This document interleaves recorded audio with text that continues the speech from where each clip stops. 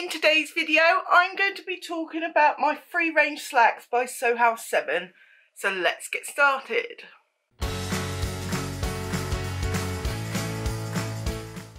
Welcome back if we're just meeting. My name's Claire. On this channel I talk about plus size dressmaking with the aim of helping you to feel more confident in the clothes that you're making. So if that sounds like something that interests you, do hit the subscribe button because I bring regular videos to you on that very topic. If while watching this video you think, oh, I'd really like to support Claire a little bit more, then do head over to my Ko-fi account and there will be a link at the end of the video and also down in the description box below. So as mentioned, I am going to be talking about the free range slacks by Sew House 7. I will put a picture up of them here. Now this pattern has been around for a little while, but late last year Peggy, the owner of Sew House 7, decided she was going to test for larger sizes, and I was lucky enough to be able to test for her. So just a little disclaimer, I did receive the pattern for free in exchange for the test, but that test didn't include a review, so all these thoughts are totally my own. You guys know that I will always give you an honest review. At this point I was quite nervous about making trousers, and I'd only made the Winslow culottes. I'll put a picture here of my video, you can find the link down below for that. And they weren't a total success, so I was feeling very nervous, and by accepting this test I was kind of throwing myself in the deep end, and I did leave it to the last minute to make them. But actually once I made them I was really pleasantly surprised. So before we go any further, I just thought I'd talk you through the features of the trousers. I've got my laptop here, so I'm just going to read off of it. So they come in two views. You've got a loose leg and a slim fitting leg. So they call it a tapered leg or a straight leg. I did go with the tapered leg. It's high waisted with an elastic banded waist. It's got front slash pockets and side panels. And it's got an optional back pocket, which I didn't put on either of my pairs. So I did make two pairs that I'm going to talk to you about. So this pattern is considered an advanced beginner pattern, and I would agree with that. The thing with trousers are they've got a reputation for being really difficult to make, but it's just not true. Trousers in themselves are really simple to make. You just sew the side seams up, sew the inner leg, sew the crotch, add a waistband and you're done. It couldn't be simpler. The problem comes in fitting ourselves, because we're all different shapes and sizes around our bum and our tummy area. It can be very difficult to fit properly because there's no pattern in the world that can be perfectly fitting for everyone. It just has to be a general fitting, and then we have to make amendments to fit our own needs, and that can be quite difficult if you're a beginner. But as I say, trousers in themselves are not difficult to make, and once you've made one or two pairs, you get to know your own sizing and it becomes a lot easier. At least that's what I have found for myself. So these trousers are a little more complex than the basic trousers that I just described to you. So they have a side panel and they have slash pockets on the front.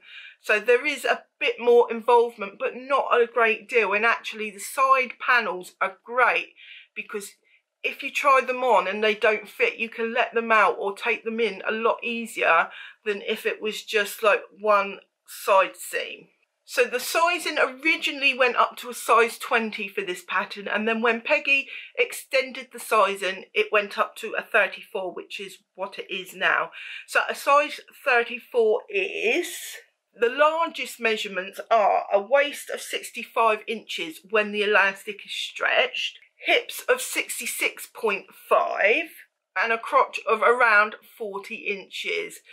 For info, I have a 46 waist, a 56 hips and a 34 crotch. So there was plenty of room for me to play with, and I would say this pattern is really quite generous in terms of its sizing. So for the first pair I made them out of cotton, and it was just some cotton, cheap cotton I had on the bolt. And I made the first pair in a size 24 because my measurements were coming in between a 24 and a 26. And when I looked at the finished measurements, I decided to go with a 24. Peggy does say in the instructions to base your measurement or your choice of size on your hip measurement rather than your waist measurement. Because your waist is gathered, it's a lot easier to amend the waist than it is the hips. So you should, if you're making this pattern, choose it based on your hip. I'll put some pictures here so you can see me when I made up my test photos, and these are the photos that I sent to Peggy when I tested. As you can see, it's a pretty good fit actually. I had a bit of wrinkling on the legs, but that's nothing amending the crotch wouldn't have solved, and I'll get my words out, it did solve it in my second pair. I think I needed a little bit more rise in the back and obviously in the front as well because of the wrinkles.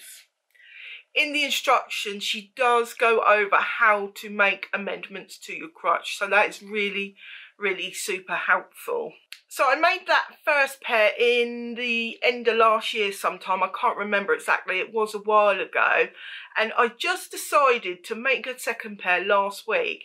As I say, I'd lost my sojo, I wanted a quick and easy pattern, I remembered this being quick and easy, so I thought I would make these and it would help me get my sojo back. Now it did and it didn't. It did because, you know, I made a pair of trousers.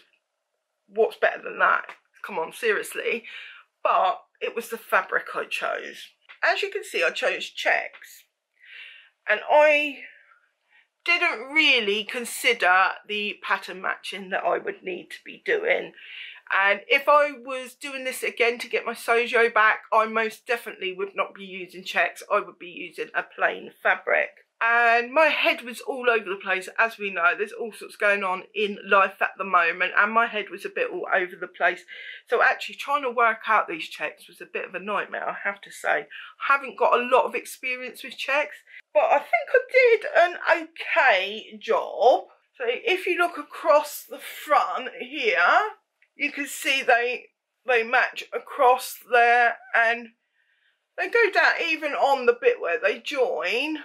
You know, I'm not too sad about that pattern matching. And then on the side, so it has a side panel, and I didn't want to just do pattern matching on the side panel because otherwise what's the point in having a side panel? You may as well do like colour blocking or do something with visual interest, and I decided to do that. So I sewed my panel on the bias, which just gave it a little bit of difference. You'll see how it looks on in the photos at the end, but I really like that little bit of visual interest. It's quite subtle because it's all the same colour, but I do think it adds something to it. And I also cut the pockets on the bias. But what I didn't think about was it's only the front of the trouser that shows, and it's only that little tiny bit of the pocket that shows. But actually look at that pattern matching between the pocket and the side. Even that's not too shabby. It's not perfect, but it's not too shabby. But the actual bias cut pocket is on the inside, which is good for horse no hair. This is the back. So again, I've got it good going across, but I think there's only so much you can do once you get to the crotch. But actually, I'm not too unhappy with that, I have to say. Now, it did take a lot of effort. I'm going to insert a little clip here where I'm attempting to explain to you what I'm doing. But watching it back, I actually didn't think it made a whole lot of sense. But there was someone who commented, sorry, I can't remember who it was, but they were asking for advice on checks. So I wanted to add this in just to give that little bit of advice. I don't know if it's going to help or not, but let's stop rambling and cut to it. Hi guys, so I'm just cutting out some checks, and although I'm not completely strict on pattern matching, I do want to get them looking as good as I know how to.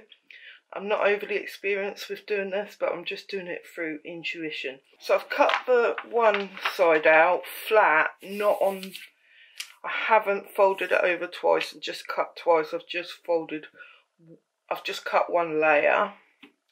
Then I've turned it over and I've been matching it up. So where there's a horizontal line, I've matched it up with the same horizontal line. Now the fabric's a little bit warped, so I was having trouble getting them all to line up.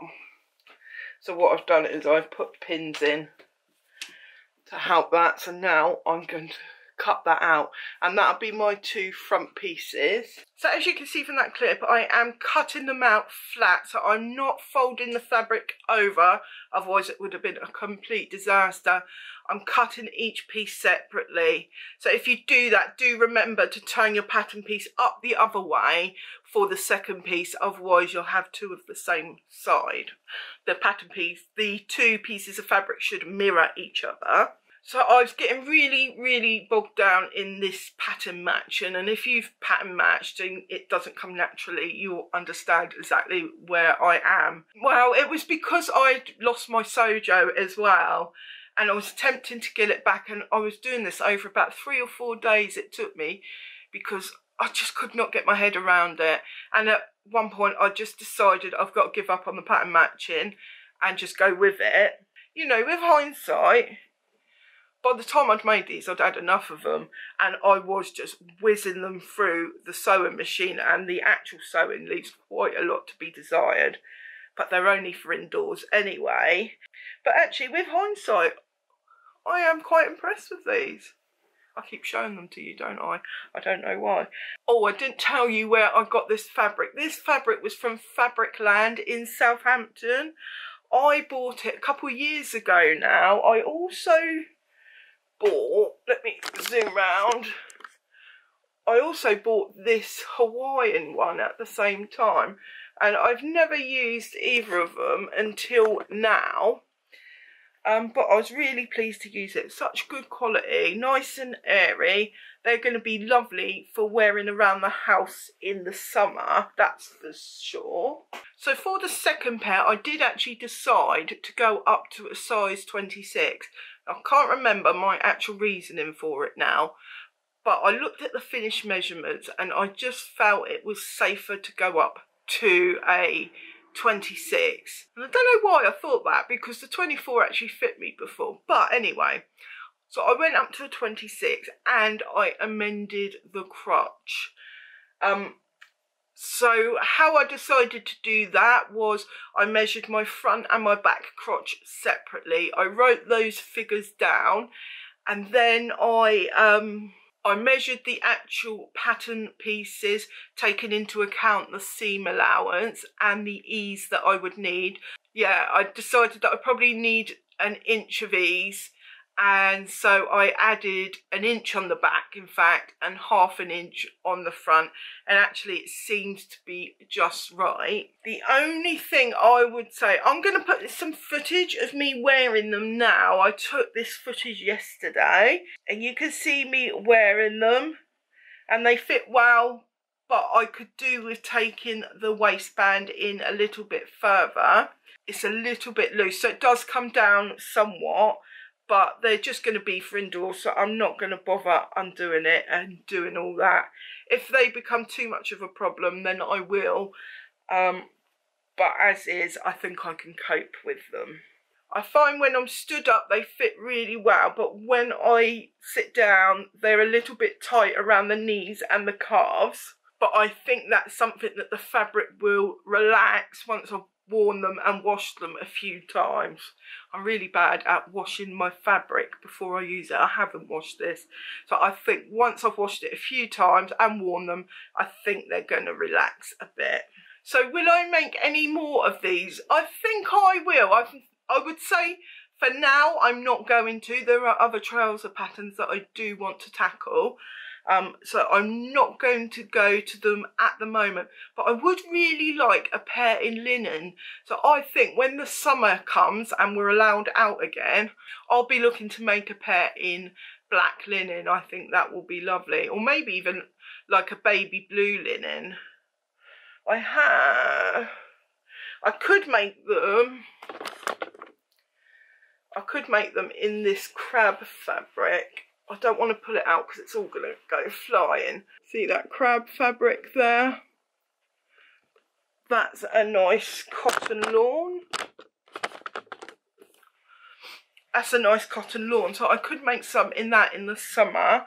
For now, I'm not going to make any more, but I definitely do see some in my future at some point. I think I'll make a plain pear, or I'll make some that don't need pattern matching, such as the crabs. I've also got, this tencel here, which might go, I've given up and I've ruined my pile, but I've got that. I'm wondering if I can do the strip in that one and the actual trousers in that one. That might be quite a nice two-tone what do they call it?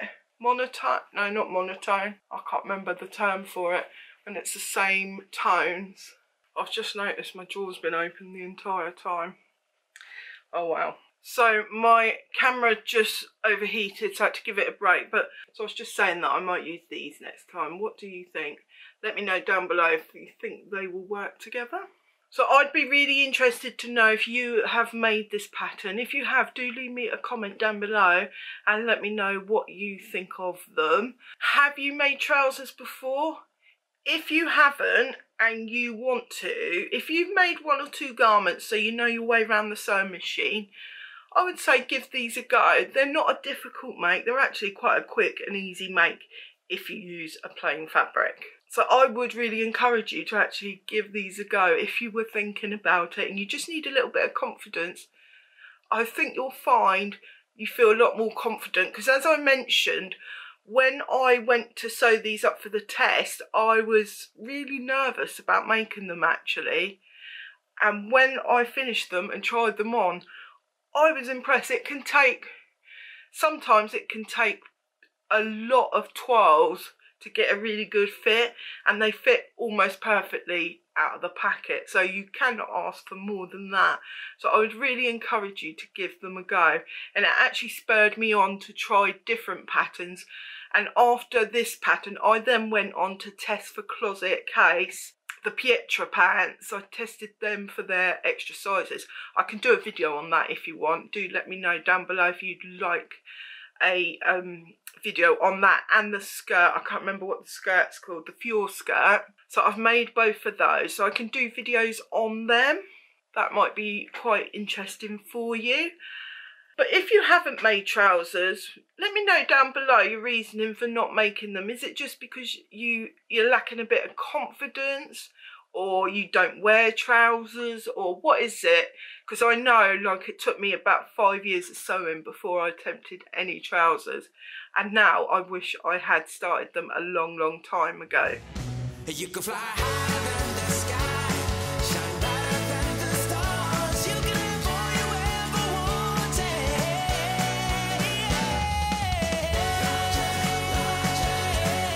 Just before you go, I just want a quick chat just to say apologies for not being around. I just had a bit of a break because I'd lost my sojo and I hadn't had any makes to show you, and I didn't really know what else to film, so I had a bit of a break and just concentrated on getting myself back in the game in terms of sewing, and it's really helped. I've also made this top, which you can see, it's a bit oversized. This is a hemlock tee. Now my next video coming is a video on the hemlock tee. It's going to be a part review, but it's also going to be a part sew along. I have already filmed the sew along. It's good to go. I've just got to film the review bit. So I made this one. This was my toile, and it's a little bit on the big side, but I think it's because the fabric's really stretchy. But I made it in another fabric, which was even more successful, and I absolutely love the finished result. That pattern is my new go-to pattern, I have to say, for t-shirts. But I'll tell you all about that in my next video. Do hit the subscribe button if you haven't already, if you're interested to know more about that and other videos. I'm bringing lots of content to you. Sometimes it can be difficult to know how much to share on my channel, how much you guys want to know and how much I want to share. But my husband has unfortunately lost his job due to the coronavirus. So we are now looking at other means to be earning a bit of money while this situation is ongoing. Also, YouTube ad revenue is slashed by half in this time, so money is really tight. So I feel like now is the time that I need to jump on Patreon. I have been working on my tiers and I've got them looking really good. I'm really excited to share them with you. I won't be launching for another week or two because I don't want to do it as a reaction. I want to make sure everything's right and in place. So if there is anything that you would like to see in Patreon from me, do leave a comment down below, or you can message me privately if you would prefer. But there's going to be lots and lots of things that I'm going to offer. For example, just off the top of my head, a few things. There's going to be behind the scenes photos, polls, questions. I'll get your advice. I can help you out with questions.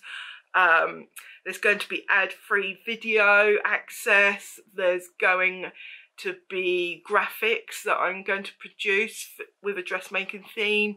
And for my top tier, there's going to be a Patreon only sew along, and which you can vote for in a poll. So that's just some of the things that are going to be there. So if there's anything else that you would like there, do let me know. I might already have it set in my tiers, but I might not be aware of it, so do let me know. So that's something I am going to be launching in a couple of weeks, and I do hope where you're able to, I know it's a really difficult time at the moment, but if you're able to, I would really appreciate your support with that. So I think that's it for this video. As I say, Hemlock Tea is coming next. I'm going to be filming that probably tomorrow, so it'll be out a few days after that. I really, really hope that you're all staying safe and you're all well and healthy. I hope you're staying indoors, following the rules and not nicking all the bog roll. I might be a bit late saying that now. I think that's passed. So I hope you're getting lots of sewing in and you're really enjoying yourself and you're staying happy in this isolation. Don't forget, you can still leave a donation over at my coffee account, which I put on screen here. It'll be in the description box below as well. So if you would like to do that, you can do that. So until next time, happy sewing, stay safe, bye for now.